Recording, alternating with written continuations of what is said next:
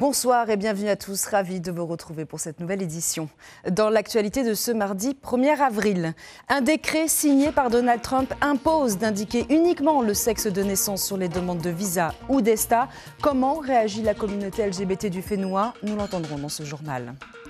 Nouvelle preuve des divisions profondes au sein du Tavini. La séance extraordinaire de ce mardi à l'Assemblée ne s'est pas tenue, faute de quorum. Les explications dans un instant. Il est attendu avec impatience chaque année depuis 30 ans. Considéré comme la Bible par les acteurs économiques, le Dixit est dans les kiosques. Classement des entreprises, bilan et panorama du paysage économique. Que nous dit-il? Nous poserons la question à sa rédactrice en chef, Dominique Morvan, est notre invitée ce soir. Lui aussi est attendu chaque année. Le Challenge Porinetia Basketball 2025 a commencé aujourd'hui au stade de Fatawa. Le tournoi regroupe les meilleures équipes de Tahiti et des îles. Il a 13 ans et déjà beaucoup d'ambition. Veyman Apilé est un entrepreneur en herbe. Le week-end, il se lève à l'aube pour fabriquer et vendre des barbes à papa. Son portrait à la fin de cette édition. Le discours transphobe de Donald Trump a de l'impact même sur les touristes. Lors de son investiture, le président des États-Unis a affirmé ne reconnaître que deux sexes, masculin et féminin. Conséquence, les voyageurs vers les USA devront désormais inscrire sur la demande d'ESTA leur sexe à la naissance. Une véritable régression, dénonce la communauté LGBT de Polynésie. Reheina Djarian, Patrick Tixing. C'est une case difficile à remplir pour Shelby. Indiquer son sexe de naissance. Le 27 avril prochain, notre Miss Transgenre 2024 s'envolera vers le Mexique. Elle sera membre du jury lors d'un concours de Ori Tahiti. Elle devra transiter par les États-Unis, une situation qui la préoccupe. C'est encore un combat pour nous, la communauté LGBT, qui est un peu excessive et qui est encore sur les tabous du genre, alors que la vie fait son évolution. D'autres pays ont averti leur population sur cette nouvelle réglementation, tels que le Danemark, l'Allemagne ou encore le Royaume-Uni. Au niveau local, pour le président de l'association Cousin-Cousine, ce nouveau décret pourrait entraîner d'autres problématiques. Si c'est une femme transgenre, elle a indiqué qu'elle était homme à la naissance. Et donc peut-être que si jamais il y a une fouille corporelle, par exemple, peut-être que ce sont des agents de la sécurité masculins qui vont faire les palpations. Le ministère français des Affaires étrangères ne mentionne pas explicitement que les transgenres pourraient être refoulés s'ils disposent d'une mention de genre X sur leur passeport ou s'ils ont changé de sexe. Toutefois, il invite à vérifier les éventuels changements ou nouvelles mesures adoptées aux États-Unis, en particulier pour les nouvelles demandes de visa ou d'ESTA. Des avancées significatives. Après près de 2 semaines de mobilisation, les négociations entre l'intersyndicale et la direction de la Pérapurade ont abouti à un possible accord sur l'augmentation des salaires. Cette revalorisation de 6 points ne concernera que les salariés aux plus bas revenus. Un compromis accepté par les syndicats, comme l'explique Lucie Tifena au micro de Loane Potourou. Il y avait un seul point qui est resté en suspens. C'est celui concernant effectivement la revalorisation des salaires à hauteur de 6%. Donc il y a une avancée, il y a une ouverture qui est faite cet après-midi.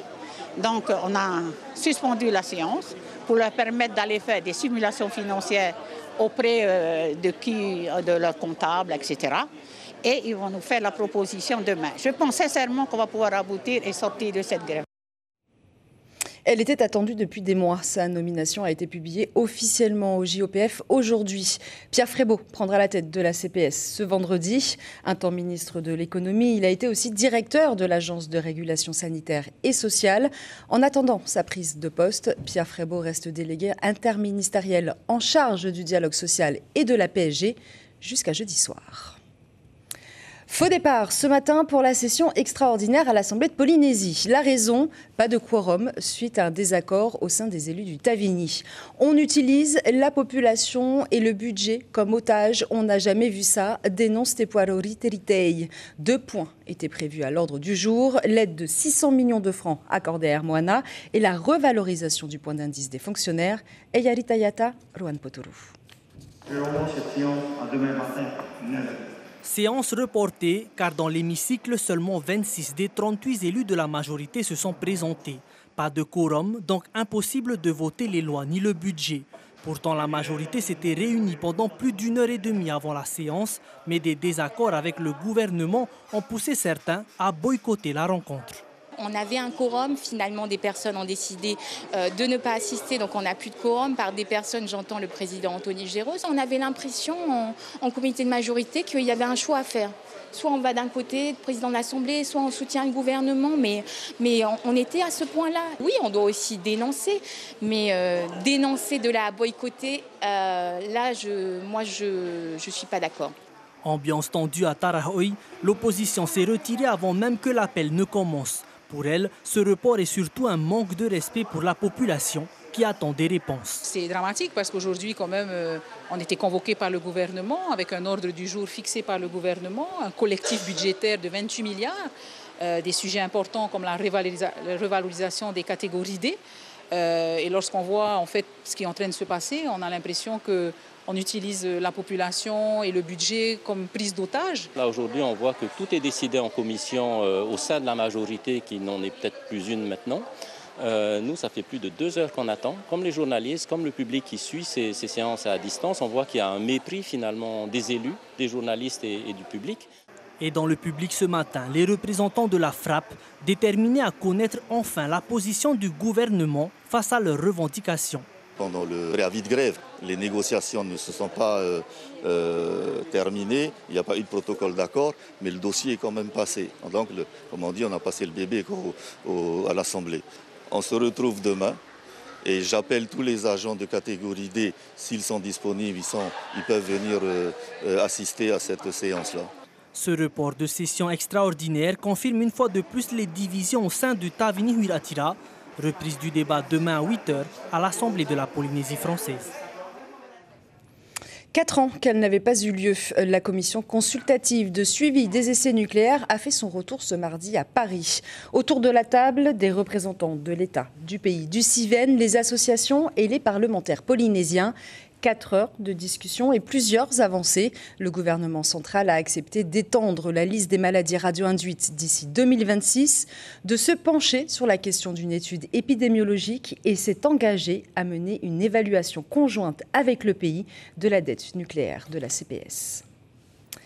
Chaque année, depuis 30 ans, c'est la Bible attendue par les acteurs économiques locaux. Le Dixit est dans les kiosques. Cette revue économique, sociale et culturelle présente le classement des 200 premières entreprises et 200 premiers employeurs du Fénois et dresse le bilan économique de 2023-2024. Ce soir, nous recevons sa rédactrice en chef, Dominique Morvan. Yorana.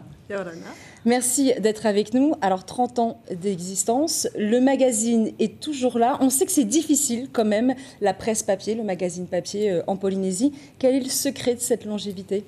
Alors le secret, j'ai presque envie de dire, c'est déjà le tableau des 200 premières entreprises parce que c'est la motivation de 60% de nos lecteurs. On a fait une enquête sur le sujet. C'est un gros dossier qui nous prend 3 mois puisqu'il nous faut vraiment appeler chaque entreprise pour avoir les chiffres exacts de 23 ou de 24 et chaque année on a les deux. Et puis on a complété avec les effectifs, c'est très très important de savoir qu'une grosse entreprise emploie 2500 personnes, c'est vraiment important.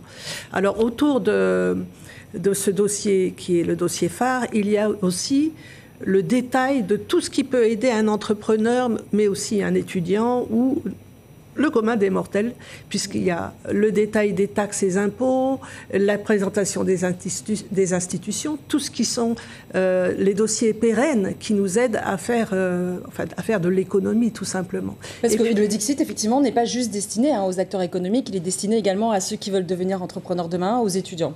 Exactement. Là, je vois que vous avez un dossier sur un futur entrepreneur. Je trouve ça formidable, puisqu'il y a dans le Dixit tout ce qui peut l'aider. Parce qu'il y a aussi tous les projets d'aide à la création d'entreprises, mais aussi la défiscalisation, par exemple. Et chaque année, on complète ces dossiers pérennes par des dossiers, des articles sur l'actualité de l'année importante. Voilà. Juste pour revenir un petit peu sur le classement des entreprises, est-ce qu'il a évolué ces 2 dernières années? Alors c'est vrai que depuis à peu près 10 ans, on a ATN, Air Tahiti, les compagnies aériennes qui sont présentes dans les 10 premières. On a évidemment les grands groupes de la grande distribution, mais aussi de la brasserie de Tahiti, Carrefour, des hôtels et les groupes pétroliers. Ça reste les entreprises les plus importantes. Mais ça va bouger, justement, avec l'ouverture de la concurrence. Et c'est un dossier qui est important dans le Dixit et on va l'aborder un peu plus tard. Les compagnies aériennes, les compagnies pétrolières ou de gaz en tous les cas, et puis la grosse compagnie de télécom sont impactées. Et on sait pour la première fois le groupe Onati est déficitaire. Peut-être que Air Tahiti le sera aussi, c'est ce que la direction a annoncé. Donc c'est intéressant de se pencher sur les bienfaits et la problématique d'ouverture à la concurrence. Alors justement, parlons de l'ouverture à la concurrence, qui est donc un sujet important dans ce Dixit 2025. Pourquoi c'est important justement d'en parler et de faire un focus Alors l'impact évident, c'est de faire baisser les prix. C'est d'ailleurs le souhait de l'autorité de la concurrence, de l'ouverture de certains secteurs qui étaient monopolistiques. C'est bon, c'est sûr que sur la téléphonie, Internet, on a vu l'impact, les prix ont drastiquement baissé.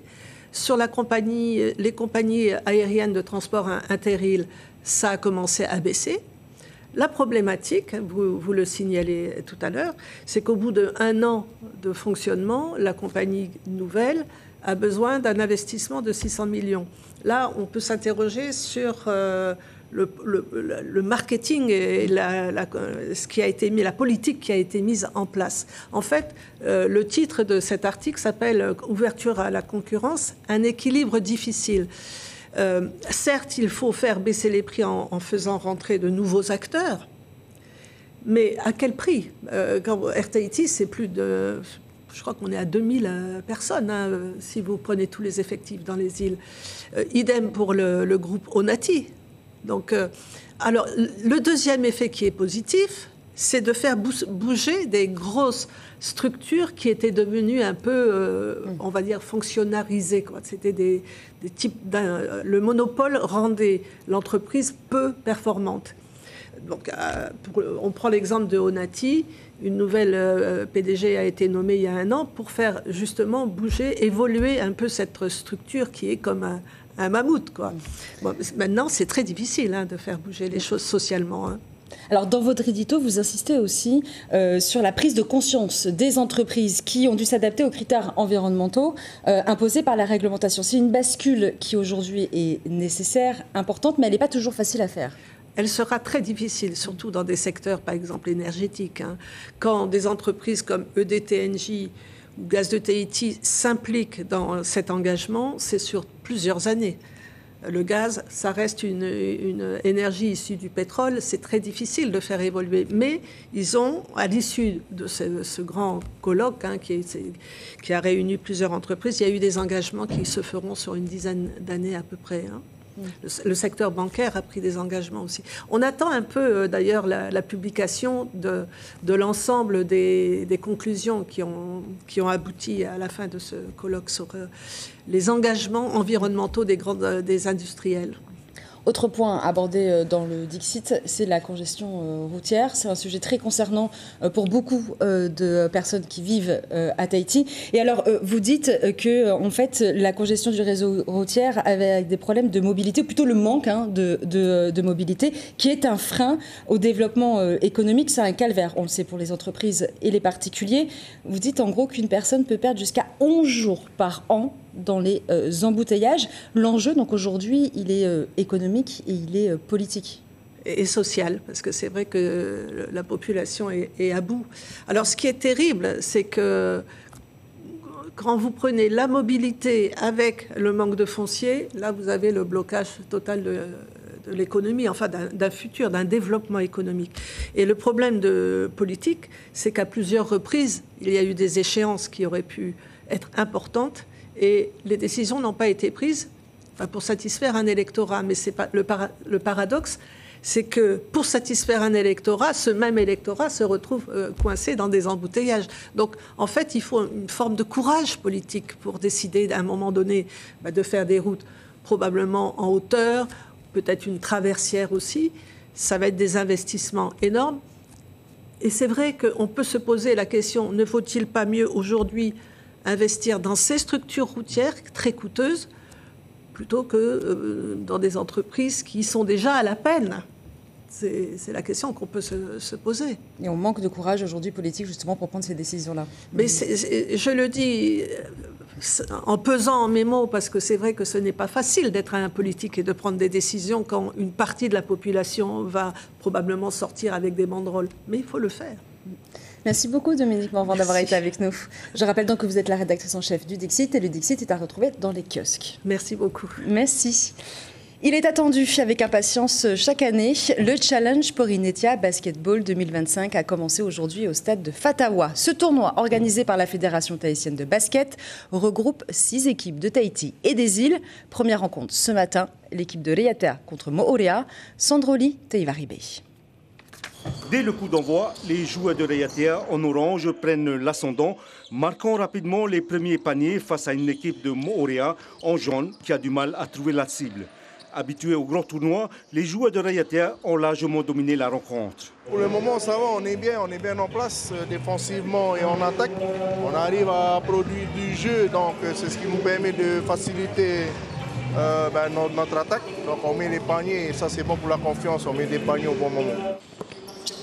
Malgré ses efforts, le club Tapuhute de Moorea, créé il y a seulement 2 mois, n'a rien pu faire face à la supériorité de son adversaire du jour.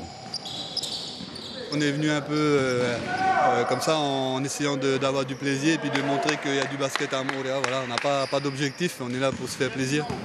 Et là aujourd'hui vous avez beaucoup souffert? Là on souffre pas mal parce qu'on n'a pas un gros effectif. Comme je l'ai dit, on vient de se lancer. Donc d'ailleurs j'appelle tous ceux de Moorea qui veulent jouer au basket à venir sur notre page et Tapuhute Basketball et à nous rejoindre parce que voilà, on vient de se lancer donc on a besoin d'effectifs et là c'est un peu dur. Raiatea s'impose finalement sur le score de 83 à 28 sans grande difficulté. Elle doit rencontrer la sélection U18 de Tahiti, un match qui s'annonce plus serré. Il s'appelle Veimana Pillay, il a seulement 13 ans et déjà plein d'ambition. Si le week-end est souvent synonyme de repos, lui se lève aux aurores pour préparer son stand.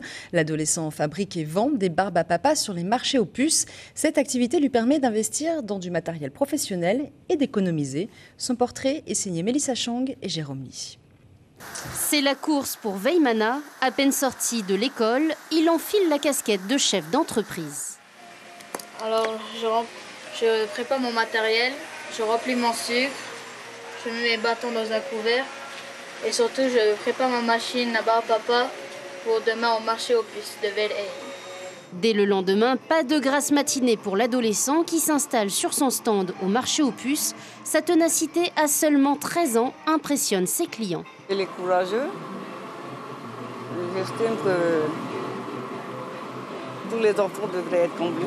J'ai vu ces vidéos qu'il faisait pour acheter, il vendait des pop-corn pour pouvoir acheter sa machine. Pour moi, c'était bien. Sens du travail et goût de l'effort sont des traits de caractère que Veimana tient de ses parents, des artisans bijoutiers. Il m'impressionne pour son âge, son mental, son envie d'avoir des choses très tôt pour pouvoir accomplir à 18 ans, parce que je l'ai entendu, à 18 ans. Donc il lui reste encore 5 ans pour atteindre à 18 ans tout ce qu'il veut avoir.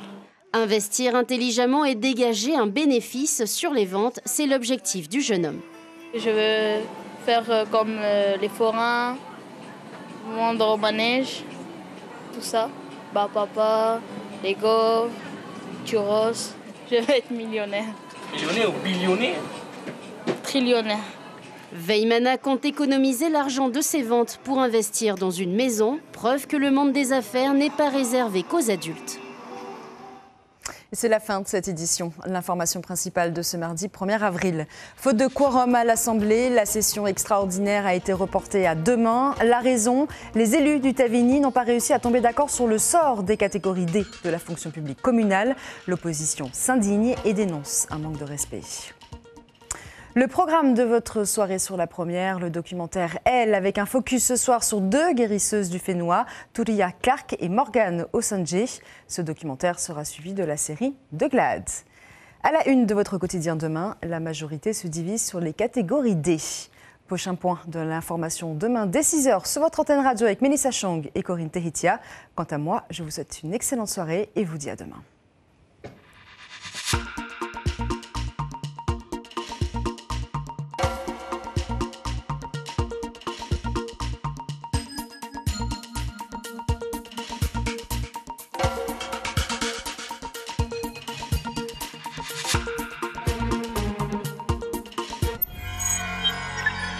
Retrouvez ce programme en replay sur notre site internet